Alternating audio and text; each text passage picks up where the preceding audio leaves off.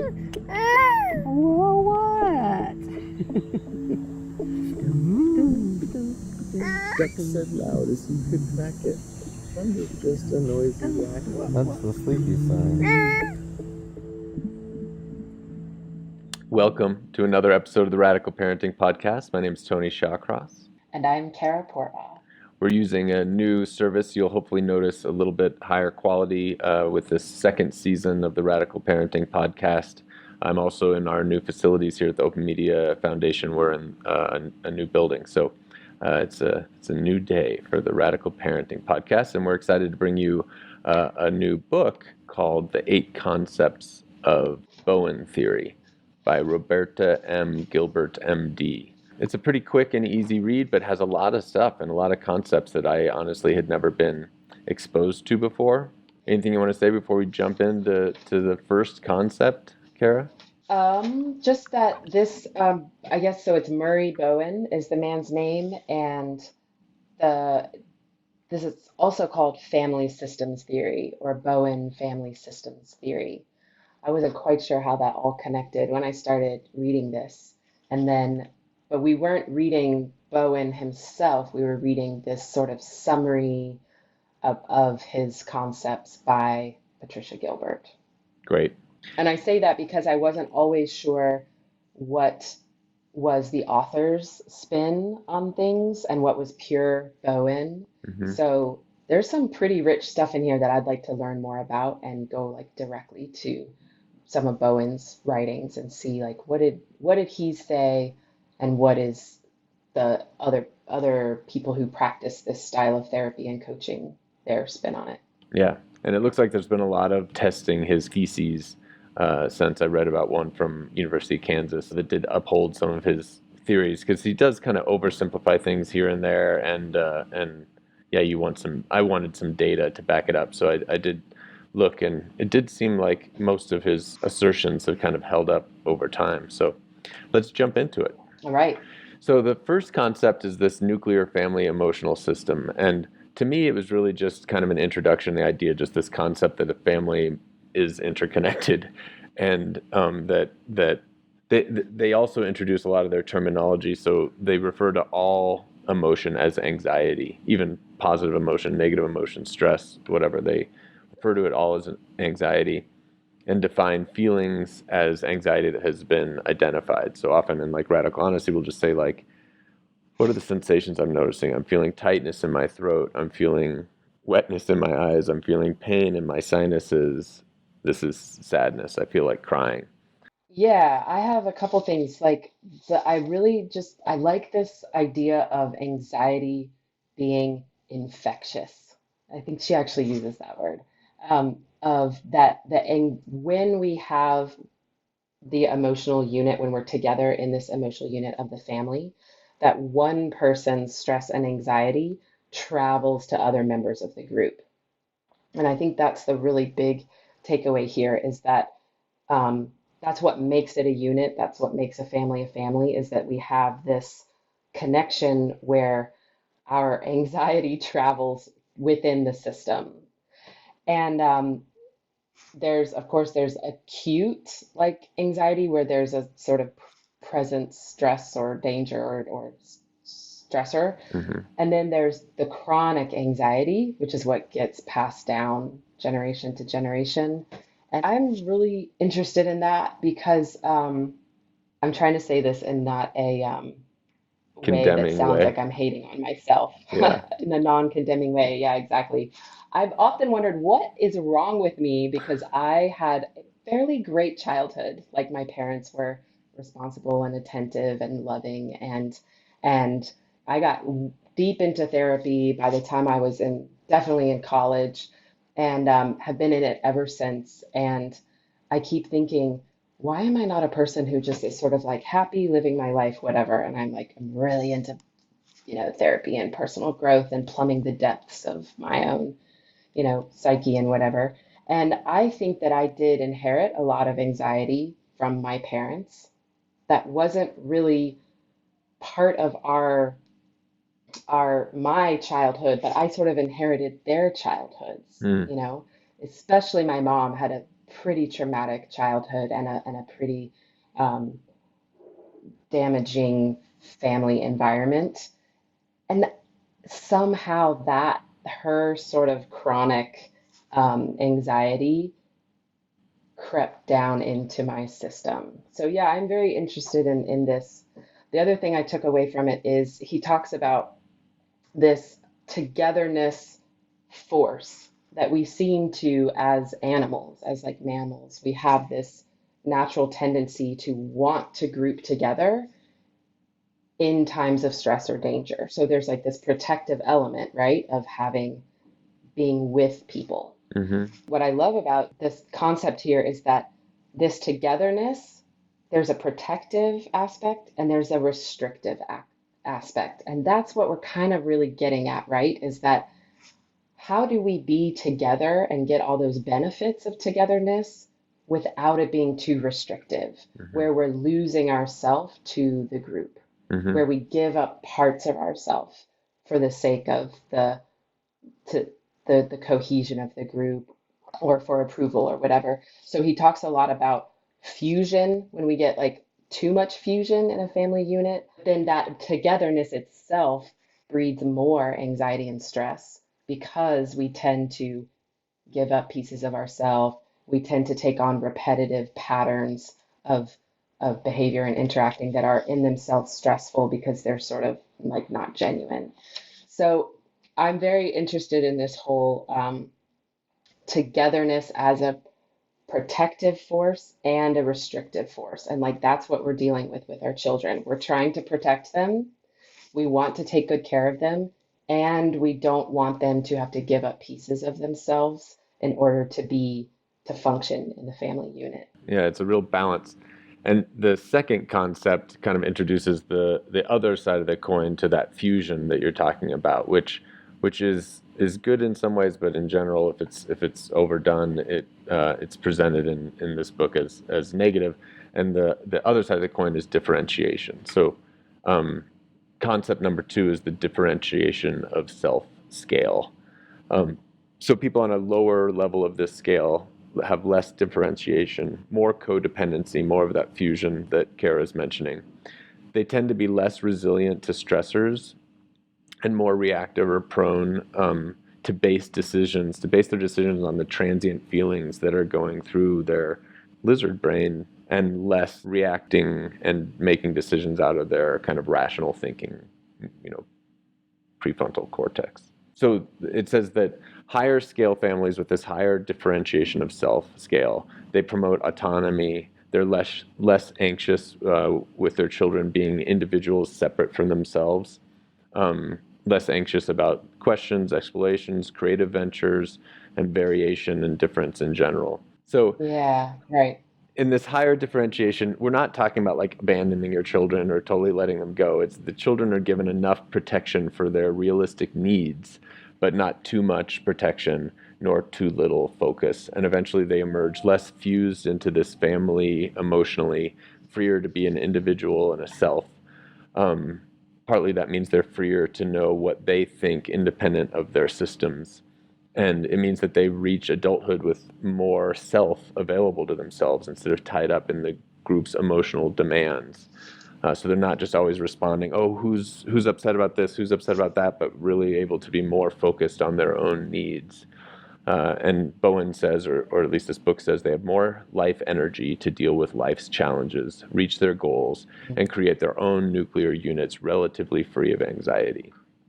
I liked this chapter. I liked this concept a lot. I have a Yeah. lot more notes on it, but wanted to pass it to you for a bit. Yeah, it seems to be this differentiation of self concept seems to be the crux of like the whole Bowen theory. It's like what we're after is to reach a higher level of differentiation. And in this theory, it sounds like, you know, I almost found it a little too simplified. It was sort of like, well, the more differentiated you are, the more successful you are in life in every way, right? Like in relationships and your health and your Career. career, everything. So yeah, it seems to be that this um, is like the big goal to reach higher levels of differentiation, and it does really, from a radical honesty perspective, this really jives, I think, with radical honesty.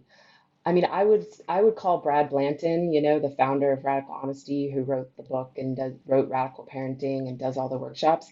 He's got to be one of the most differentiated people that I have ever met. Wouldn't you say? Yeah. I mean, he's got a way where he he he knows this is who I am, this is what I do, this is what I'm willing to do and what I'm not willing to do, this is what I believe. And he's very attentive to like he's always taking he's an amazing observer. So I think he's probably always adjusting. Um, but he doesn't really change according to what someone else believes or what someone else wants, or there's this sort of strength of self Hmm. that I find really appealing, and that's what I really want for my child too. They use the terms basic self and the pseudo self or the functional self. So the basic self is like the solid self that, you know, and I like this quote here. This is what I am and who I am and what I will do or not do.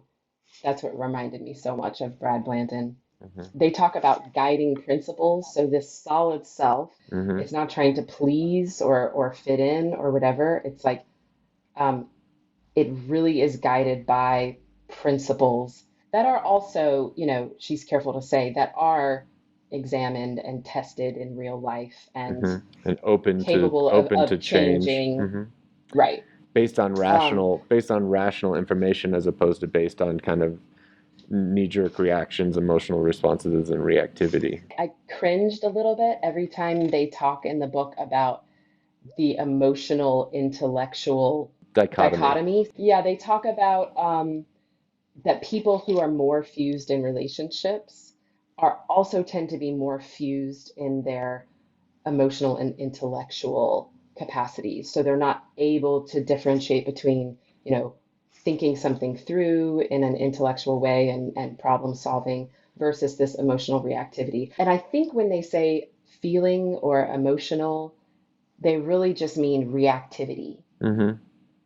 And in radical honesty, we don't, I think radical honesty is all about reactivity and working with reactivity to move through it and let it come and go. And then you do get your faculties back on the other side and your intellectual ability to um, problem solve and all that stuff. But the reactivity itself, I wouldn't call that emotion. I would call in radical honesty, we talk about more about that coming from the mind actually. That the reactive mind is the one that makes up stories and and interpretations. It's the meaning making mind, right? It's like the machinations of the mind. That's where the reactivity comes from, and it can play out in our emotions and our sensations. But I got the feeling from this book that they sort of have intellect and logic and reason up here and like emotion and feeling down here, which I think is dangerous. I liked the distinction in the book. Yeah. I do think emotions are very valuable and need to not be like, treated as like second class citizens in our mental space. But I also know how unsettling and stressful a life is when your decisions and actions are at the whim of reactivity and our emotions. For me, they're less steadfast than my rational thoughts. Like in my life, a few different times I've tried to like take stock of like what I want my life to be about, for example, who and how I want to be. Those things are subject to change, but they're much more consistent. And like from moment to moment, I because of my emotions, I don't act in accordance with that at all times. Um, Yeah. but yeah, I don't. I kind of liked the distinction. It's all definitely from the mind, but I kind of like to think of it in an oversimplified way as different parts of the mind, where the rational thoughts about like who and how I want to be, what kind of relationship do I want to have, what's the relationship, what are the core values in my relationship, what are the primary motivators in my relationships in my life. Those come from rational thinking and from data and from meditation and from thought, whereas most of my emotions, I think, come from a whole different part of my brain. My Well, maybe hippocampus. that's where I'm having more problem with the distinction, because I do like the distinction between reactivity and versus the more calm, connected state, which I don't necessarily think is logic and reason. Like I think um, we could call that, instead of thinking or intellectual thing, we could call it noticing, right? Like so when we're talking about feeling versus fact, facts don't always come from logic, right? They come from noticing. They come Hmm. from actually noticing. So, like, I think Brad would say that our very best guidance system isn't necessarily our intellectually thought out values and principles, but our very best guidance system is our noticing being that's actually using our senses to take in information, and that something spontaneously arises out of that. Hmm. That's what I'm going for anyway. Is like not necessarily that I'm going to sit down and write out these are the my logically reasoned guiding principles, but that those guiding principles are going to spontaneously arise when we are regulated in our nervous system. I mean, that's what this sounds like to me when they talk about feeling versus fact and reactivity versus logic. It's like what I think they're actually talking about is, are you activated? Are you in an activated place in your nervous system, reactive and automatic? Or are you in that safe, calm, connected, regulated place in your Hmm. nervous system? Yeah. Let me say real quick why I'm sort of obsessed with this idea right now.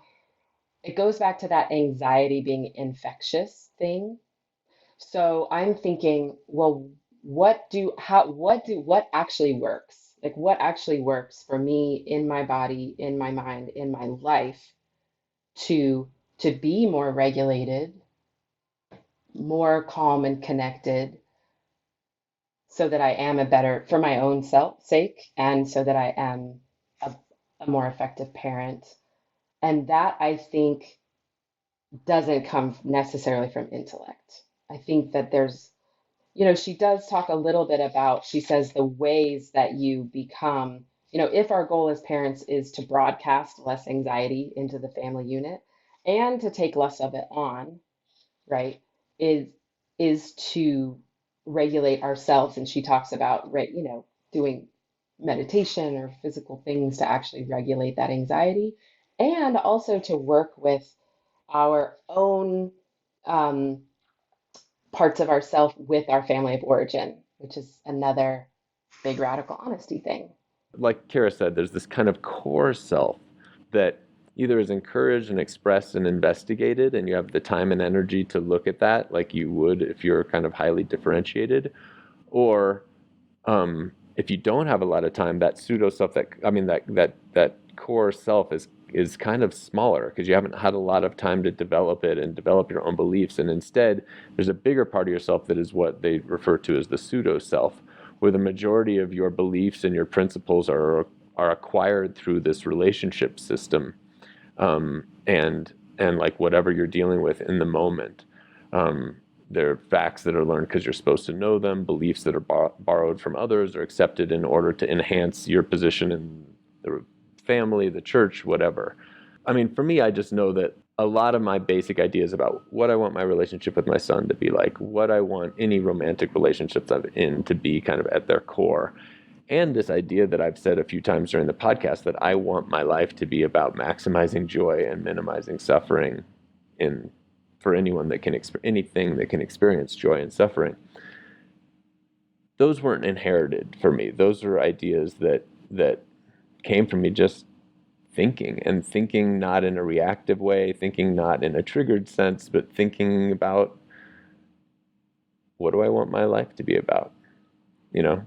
My life isn't about, luckily I wasn't indoctrinated into any real like church or something like that, so my life wasn't automatically about just following in my father's footsteps in some way, or about, you know, something that was just, I kind of was raised to believe that there isn't a universal goal, that we all get to create our goals in life. I think one thing that goes back to what you were saying, Emerson has that great quote that says, like, whether through a healthy garden patch or through a happy child or through like a redeemed social condition, to leave the world a little better than you found it, that's a successful life. I've always really liked that quote. And when you're talking about like the part of yourself that you can trust the most isn't your rational prefrontal cortex thinking, it's actually your noticing. I agree, but I think that like only certain senses of the kind of life I want to lead can be achieved in that way. Like a redeemed social condition can't really often be tackled through just noticing. It requires an analysis of social conditions. It requires an analysis of the world. It requires co-hearted, what Brad likes to call and others call co-hearted, co-intelligent collaboration, where you find other people that have similar kind of life goals and similar interests and tackling kind of like complex issues. So I think that's the part of a highly differentiated and what in this book they call even like a successful life is about. Does that make Yeah. sense?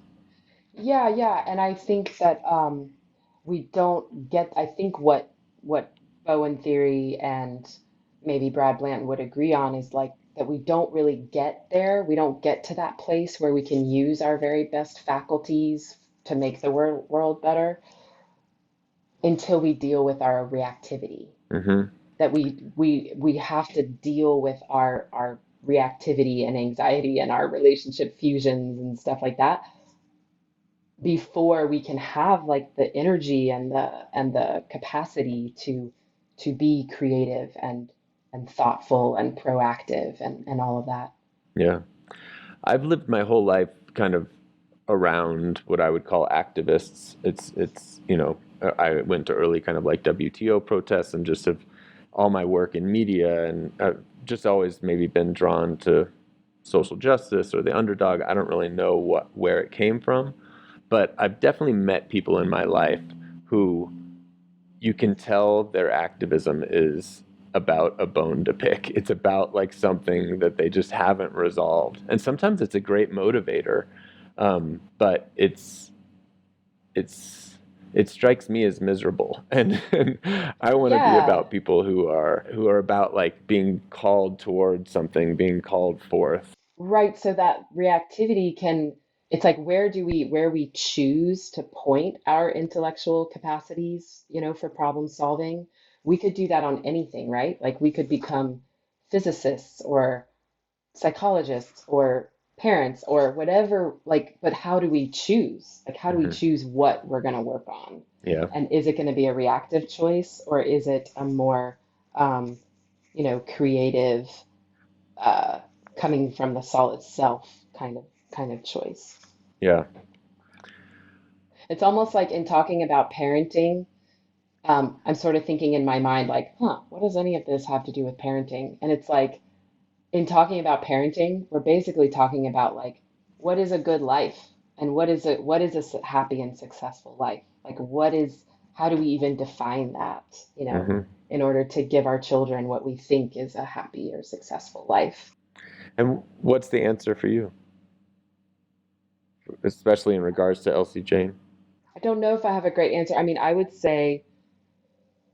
wouldn't necessarily say happiness, Hmm. but I would say freedom in a sense of having the trust and the confidence to be able to ride the waves of whatever life provides, and the freedom to be creative and expressive and to find one's own way without a lot of stuff getting in the way, without a lot of shoulds or eh, expectations or social stuff Yeah. getting in the way, the ability to really follow one's own impulses and be attuned to something greater than oneself that's sort of being in the flow of, life or grace or whatever Yeah. you want to call it. I did an episode with Etane O'Kane a little while back, a few episodes back, and she talked about how important she thinks it is to like be deliberate about like what do you want your relationship with your child to be about. Um, I think those kinds of decisions that you make and that kind of like thought process you just had and could continue is so useful because day to day, when you're facing stressors, when you're in a hurry, when whatever, you're not going to have that stuff in mind. And the more simple you can get this idea that like my relationship with my daughter is about her freedom and her self-expression. I'm oversimplifying what you said, but the more simple you can get that, the easier it is to remind yourself of that. Um, I've never really wanted to get married all that much, although I do want a life partner. But when I did talk about like getting a wedding ring with my baby's mother, we're no longer together, but I wanted a ring that would remind me of that commitment. Like, I'm stressed, I'm triggered, I'm in a hurry, whatever, and I'm out of alignment with this idea of whatever these core things are that you want in your relationship. For me, in that relationship, it was complete acceptance and it was non-withholding. Um, so I wanted a ring that had something on there, whether it's an engraved word or a material that reminded me of that, or whatever that would remind me what I'm committed to in the simplest ways that I can wrap my head around, even when I'm triggered, even when I'm in a reactive state. I just think that's so important as parents to do with your children too, and to even have that conversation with your children, to create that with your children. Yeah, yeah. When I did the landmark forum the first time, I've done a bit of landmark stuff. It's been about 10 years, but the landmark forum leader mentioned that he and his family, two or three kids and his wife, they came up with this commitment together. Like, what is our family about? And the kids had a big say in generating that. And what they came up with, led largely by his kids, is everyone has to have fun all the time. and so and so he loved it. He said it's been like working really well for them, and he feels like it might evolve over time and change as these kids get older, as like it gets tried in the crucible of life. But I really like that idea, and I think as soon as my son is old enough to have conversations like this with me, I want to co-create that with him. Yeah, Cool. it gives me a little shivers in my face just to think of that. Yeah.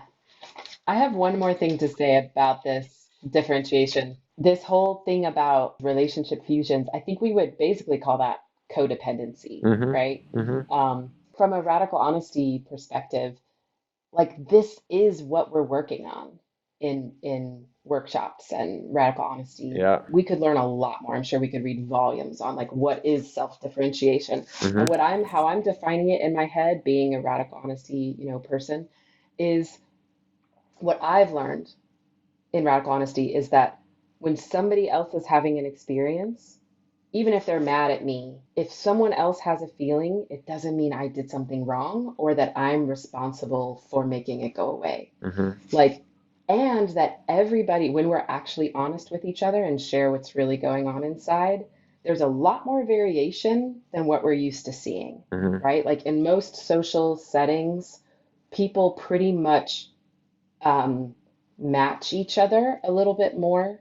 And in radical honesty, when we're really telling the truth, we learn that like five different people will have five different reactions to the same thing. Yeah. And that every person's experience is like totally valid and it is what it is. And we're there to um, notice it, see it, accept it, Be connected.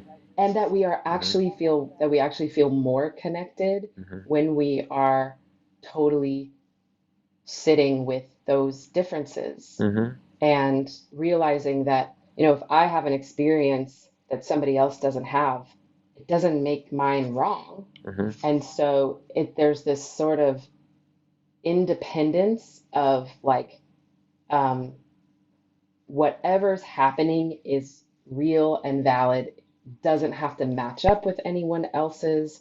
So I'm sort of thinking of differentiation in terms of that, of like whatever's actually happening is that's what is there for me.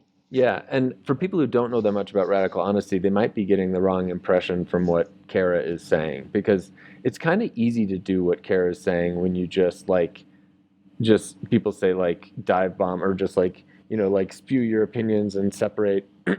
When you're really disconnected from someone, it's easy to not take on their feelings, and that's what a lot of people kind of think of sometimes as radical honesty. They think of it as like brutal honesty, like I'm going to tell you my opinions and run away or something like that. But the trick is being connected, being like truly connected with someone, and having that differentiation, being able to be with them, being able to really get what they're going through, really get their pain, really get their anger, really get what's going on for them, and still have that differentiation. That's the trick that we're up to with radical honesty and with the practice that we do. And it's also, I think, the trick that they were talking about here in Bowen theory. It's not just like, oh yeah, you've got your thing going on. It's not my problem. It's not my fault. You've got your thing. You go deal with it.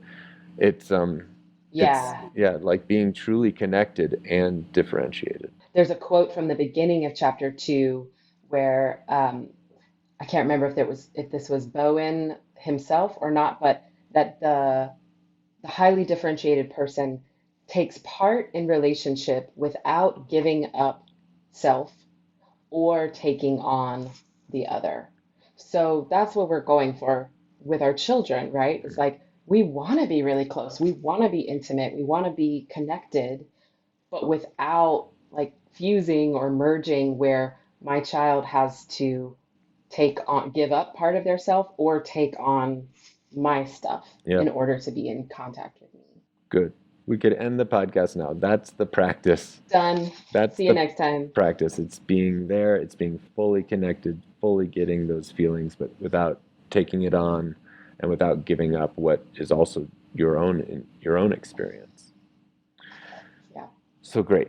All right, so the third concept, Yes. almost, yeah, making good progress. The third concept is something I hadn't thought of, but it makes so much sense. I mean, so much of this makes sense in terms of like evolutionary psychology, that like we are evolved as a species. If we were all just like a rock and an island, like the Paul Simon song, the people who are really programmed to be that way didn't do well. Like one of our advantages, one of most animals' advantages, is our ability to collaborate and help each other build and stay warm and share food and whatever else. So we are evolved to collaborate, in my opinion.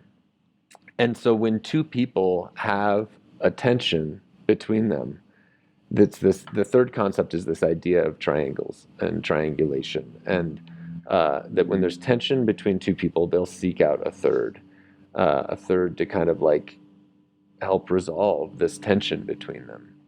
Anything you want to say Yeah. about this concept? Again, it was new to me, and I really liked it. Yeah, one of the big things that one of the main triangles that they talk about, and he says triangles are everywhere. In a family of four, there's like 8 different triangles. I don't know if that's the right number, but he's like triangles are everywhere. You can't get away from them. They're in the family, in the workplace, in the organizations. They're everywhere. But one of the big ones that they talk about is the child focus triangle, where if the family system is not so differentiated and anxiety is freely transferring from one person to another, one of the parents will come in upset or anxious or whatever, the other parent will take that on, and then the child will take it on. And they talk about over time, when someone has chronic anxiety going on, that eventually they will start to show symptoms. And they could be physical symptoms or behavior symptoms, or but that there will be like a physical manifestation of this chronic anxiety. And that so then let's say the child is taking on the anxiety from the parents and then starts to show symptoms, then the parents get more worried and anxious and focused on the child, like what's wrong with the child. So it becomes this situation where there's sort of a problem child, but it's not really coming from them. If the parents work on their own stuff, the child's situation can clear up pretty quickly, is Yeah. what they say. So I'm real interested. I've seen this with families that I teach. I've seen this where the parents seem overly anxious or concerned about their child to the point where it becomes this like the child gets this complex about that there's like something different or wrong about me. And there's like not, they're totally normally no, normal kids. So what I took away from this in terms of the child focus triangle is that, it's really best for our kids if we don't worry about them so much and think that every little thing they do is significant in terms of being, a possible in terms of being fearful about it, right? Like, or Yeah. thinking, oh, they're going to turn out this way because they said this when they were 5, or, that like to really take most of what children do, no matter how wild or wacky it is like really natural and normal. Yeah. It's just so much of the time we get all worked up about something that is like totally normal and natural and developmentally appropriate. hmm And I mean, that's been drilled into us. I mean, we've now read over like 20 books. It's been repeated in several of Wow. them. It's like a normal, very normal situation for parents to like think of every situation as like, oh my God, my child's now going to be a serial killer, or they're going to be a narcissist, or they're going to be whatever. Like, and we can't help it. I can't help it. We can't help it. But we just need to have that other voice reminding us, like, no, this is a phase. Everything is, it's all means to an end. There are no ends. So yeah, good. I'm glad you brought that up. So the fourth concept is kind of the again the other side of the coin of what we talked about with and being connected to people, letting them have their experience, still not giving up your own or fully adopting theirs. Is this idea of cutoff is concept number 4. So I'm going to read a quote. I think it's actually from Bowen. It says, "Over time, cutoff creates anxiety. In the long term, anxiety sets in the form of depression or other symptoms. It will not be seen as related to the cutoff from family. In the first place, the cutoff feels good. But secondly, the symptoms onset is often far removed in time from the beginning of the cutoff, so the logical connection is not made." Um, and they talked about that there were studies of cutoff at the University of Moscow and found that people that had these high tendencies for cutoff just didn't do well. So yeah, this is kind of like you're so wrapped up in this family tension, but you haven't learned that differentiation. The book says like, then you can stay in the family and that's not healthy, or you can cut off from the family and that's not healthy either. The healthy way is to acknowledge those differences. And I don't know, this was a hard one for me to read because the mother of my son is kind of a pro at this cutoff thing, and so we haven't really spoken in a long time. Not resolved any of our issues. I don't even really know why we aren't speaking. So it was a tough chapter for me to read, Yeah. but a really interesting and important concept, I think. Yeah, and I think we have an idea in our culture that you can get rid of the problem by just like not talking to we like to label other people as the problem and say that, well, if I just don't talk to them or see them anymore, then the problem goes away. But it doesn't, because the reason we wanted to cut off in the first place is because we had too much discomfort and anxiety going on that we couldn't resolve. And so um, cutting off doesn't remove all that anxiety, right? So we have to actually, and this is what I think radical honesty is great at. So a lot of people may not know this if you haven't been to a workshop, but in radical honesty, one of the main big things that people do to get more freedom and happiness in their life is to go back and complete unfinished business with family members, especially parents, but really anyone. It could also be, ex-partners or siblings or, any of that any historical relationships or family of origin stuff, to go and talk face to face with the person that is the last person that you want to talk to, Hmm. has these huge advantages.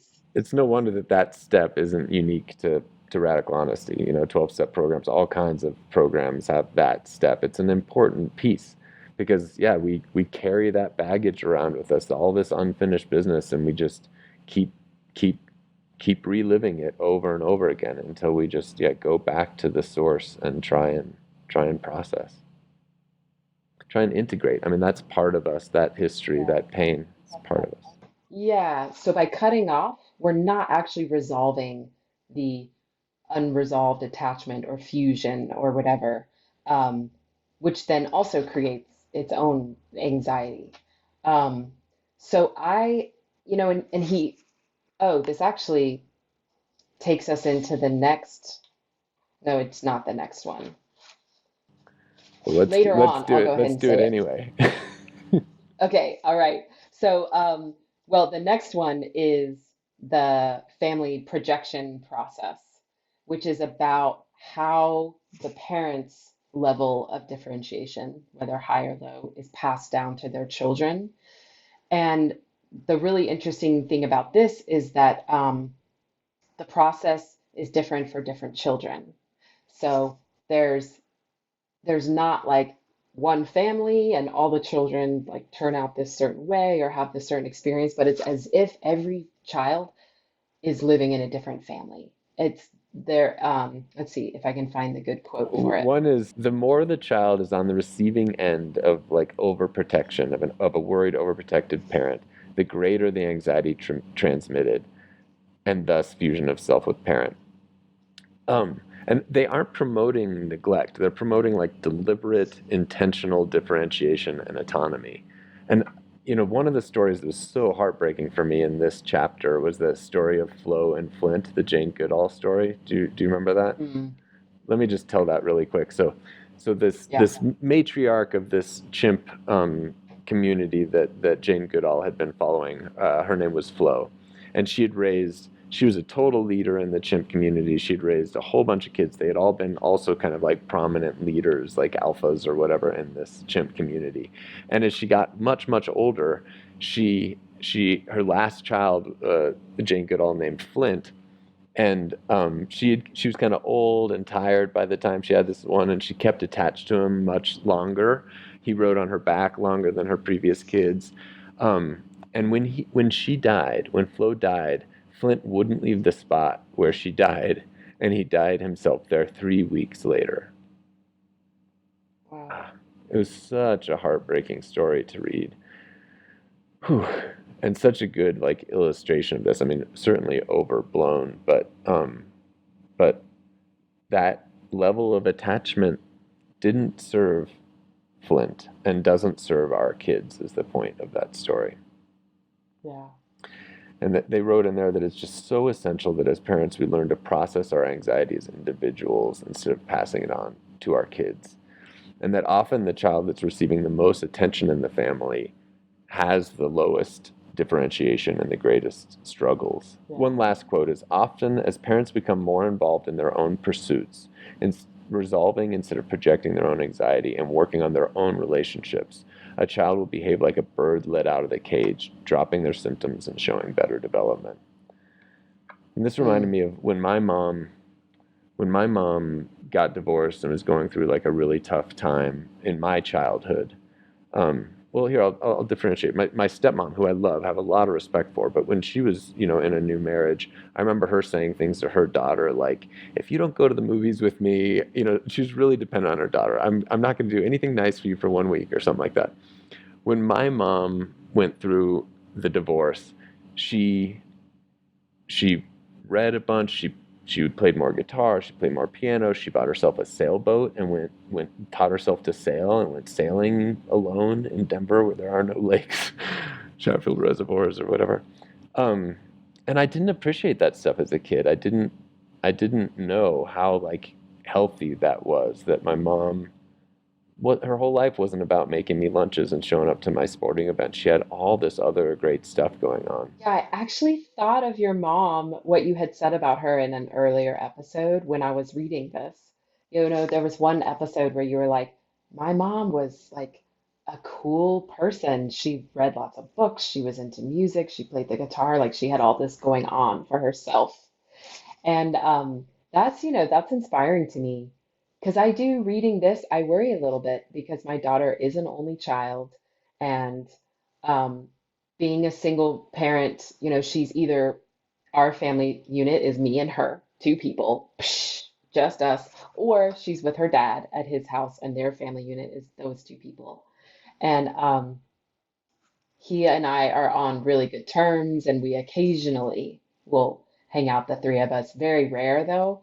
And so I'm wondering, how do how do I not over focus on her? Like she's already an only child, and I will say I think I have a pretty rich life, outside of being a Mm-hmm. parent, Mm-hmm. and I'm sure I could do even more. Mm-hmm.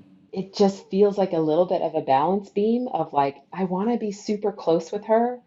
I do not want to be, I do not want to get in the way of her differentiating or whatever. Mm-hmm. I want to be really intimate. Yeah, And so it feels like this, oh God, how do I do this like balancing act, totally. I don't have, all the answers for that. That's great. Kara and I are in is it monthly or twice a month? We do a kind of like coaching session where we go through any challenges we're having in our radical honesty coaching. And I took a note of this one. One of the other trainers, Christoph, who might one day be on the workshop, he mentioned how his struggles and his 8-year-old doing homework during our coaching call. Usually it's about coaching around, a client that you're seeing. But in this case, he asked about like help around this anxiety and tension he felt with his son and his like inability to help his son do homework.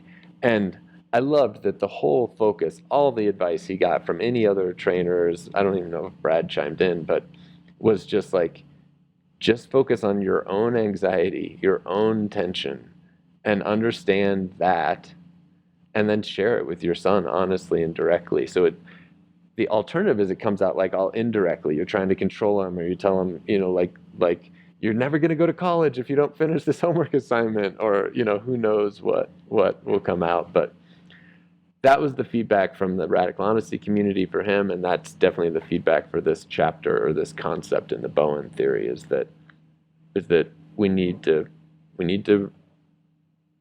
resolve and process and deal with these things internally so that they don't come out in unhealthy ways. Yeah. And that even when our child is doing some behavior that looks like it's over there in their court, that it might actually be our own anxiety that Yeah, has sort of traveled to them and is coming out in wacky ways. yeah. Yeah. Okay, so with concept number 6, do you want to talk about this multi-generational thing, or read that part of the quote Um, that you highlighted, or multi-generational transmission process, which I really think this is just a expansion of the last one, which was that family projection process. Here's the quote from Bowen. In any nuclear, sorry, here it is. The family projection process continues through multiple generations. In any nuclear family, there is one child who is the primary object of the family projection process. This child emerges with a lower level of differentiation than the parents and does less well in life. Other children who are minimally involved with the parents emerge with about the same levels of differentiation as the parents. Those who grow up relatively outside the family emotional process develop better levels of differentiation than the parents. So if you follow the most impaired child through successive generations, we'll see one line of descent producing lower and lower levels of differentiation, et cetera, et cetera. If you follow the genera, oh my God, generational? multi-generational lineage of those who emerge with higher levels of differentiation, we will see a line of highly functioning and very successful people. So he's just saying it continues generation after generation after generation. And this was the theory that I looked up some research on from University of Kansas that seemed to, they did like 80 families or something like that over years. So it seems to hold true. But let's jump to the seventh concept. So this was another one. Like I've never been a huge fan of like categories, Myers-Briggs or personality types or Enneagram. I mean, I read about it, I love it all, but I take it with kind of a grain of salt.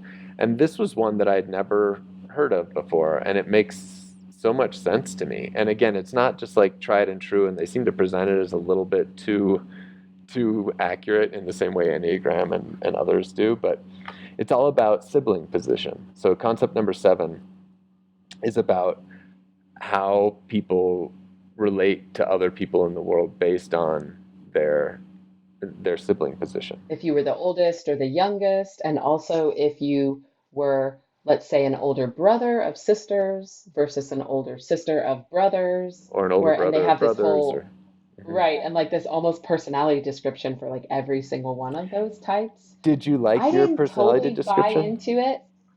Mine, I will say, I mean, according to my mom, she says that as the youngest, so I was the youngest sister of a sister, she did say that like I tended to be very accommodating, like Hmm. almost so much that she was worried about me because I would always give in or let my sister have what she wanted, and that my sister was the more dominant one. So we followed the template in that way. Hmm. But now, like in my relationship with my daughter's dad, he was the oldest child, I was the youngest child, and we had the totally opposite Hmm. power dynamic in our relationship, Mm. um, where I was the, bossy one, for lack of a Hmm. better word, and he was the, you know, I guess under functioning one, you could say. I was the over functioning one, and he was the under functioning one. Hmm. Um, so I don't really fit it as an adult.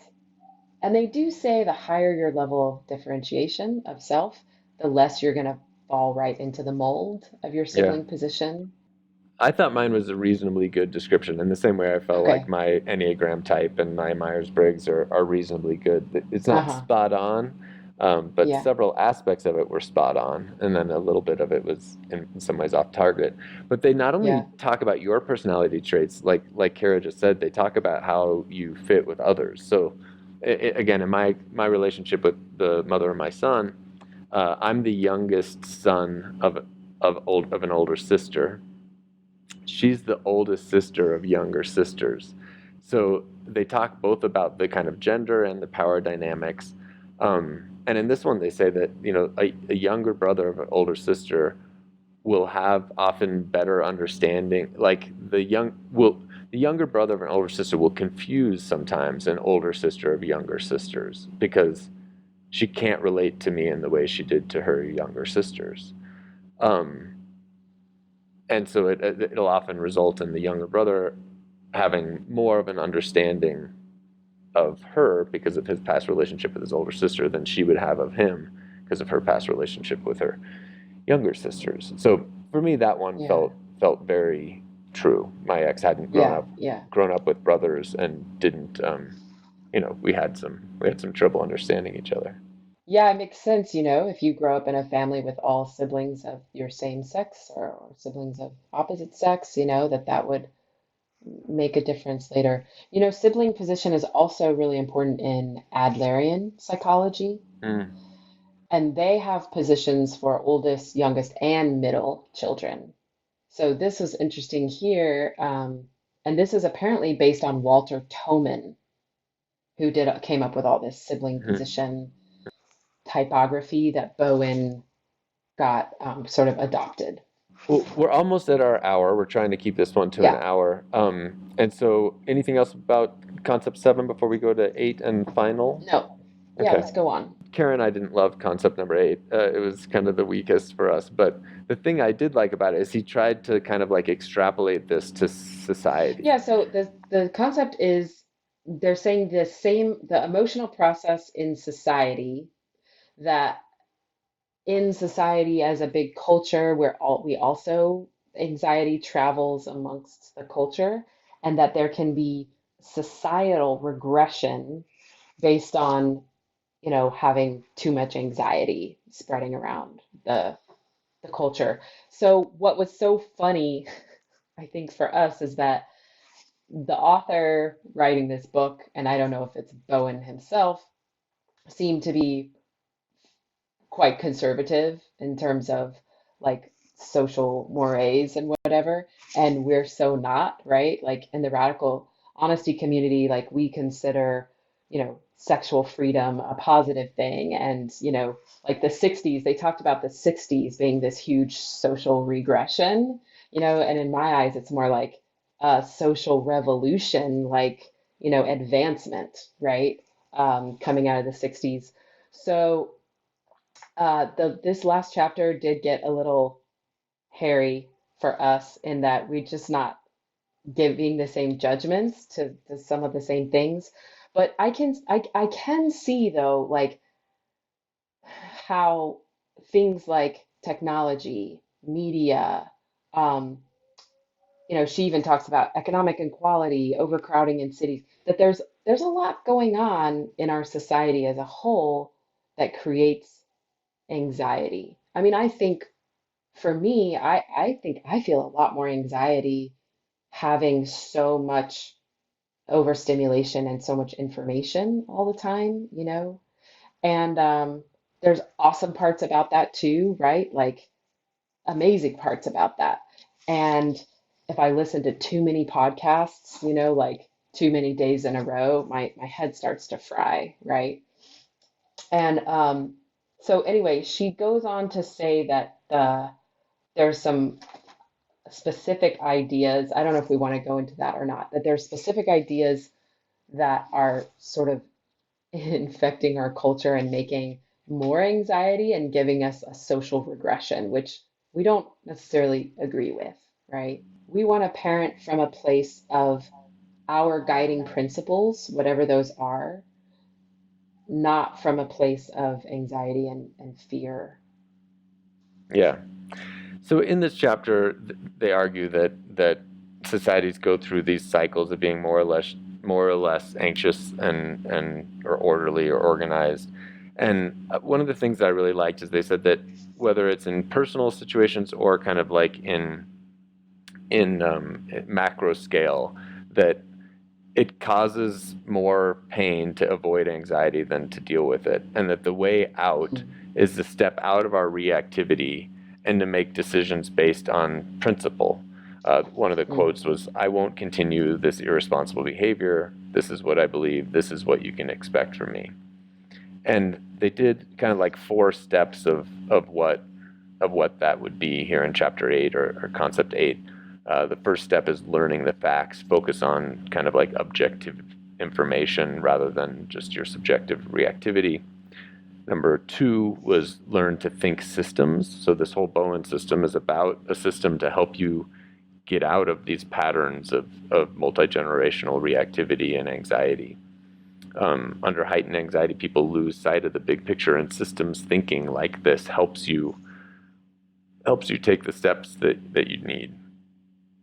Get clear on your guiding principles, learn to think according to them as opposed to through moment by moment pressures, and then take a stand for those principles. So I really liked that part of this yeah. concept number 8 in this final chapter. Yeah, me too. Especially this taking a stand. They Hmm. call it taking an I position. And this again really reminds me so much of Brad Blanton, our radical honesty mentor, is this, we don't have that much control out here of other people. And we're not trying to control other people. We have our power comes from our own choices within our own realm, right? So, like, we have a lot of power just by saying, this is what I'm willing to do or not what I'm willing to do. This is what I believe. This is what I stand for.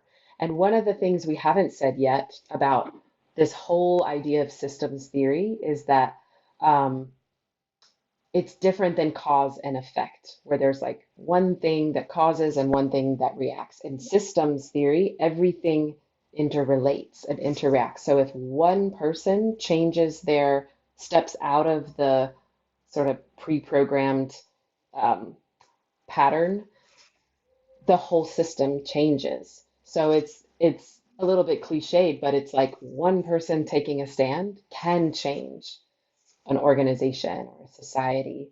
And I think a little bit of this is happening, like we're really, a lot more people are taking a look at institutional racism and colonialism, and all of that is systems thinking, right? Of where it's not isolated instances, it's not about specific people or specific personalities or specific cultures. It's like this big systems thinking of all these interrelating pieces, and learning about that gives us a better understanding from where we can um, take a stand and take an I position. I also liked this, Tony, like this. Oh, one of these quotes is they call it an I position is defining the self clearly and calmly. And that's such a good definition for me as a parent, where when I find myself trying to control my daughter over here, that's actually a powerless place for me. I actually can't control that much about her. My power place is saying, defining myself clearly and calmly of this is what I need, this is what I want, this is what I believe, this is what I'm willing to do. That's where I have power as a parent, and where I'm role modeling for her, me expressing my, solid self or basic self, as they call it. Good. Well, thank you. I do recommend this. Again, it's just like a system and a perspective that I hadn't encountered before, and I'm grateful. A couple friends, Jen and Allison, suggested it to me. I think they read it in their church group, but it's neither Kara or I came to it from the religious side, but still had a lot of useful information. Yeah. Yeah. Yeah, thanks for recommending it, Tony. Yeah. All right. Well, we will be back next week. We're going to jump into education and some work from Peter Gray and a few other people that I'm really excited about. So thank you for listening to the Radical Parenting Podcast. You can hear us on the radio at Denver Open Media Radio, 92.9 FM, 89.3 HD3, or at radicalhonesty.com, or on any outlet where you get podcasts or YouTube. So thanks for listening, and we'll be back next week. Bye.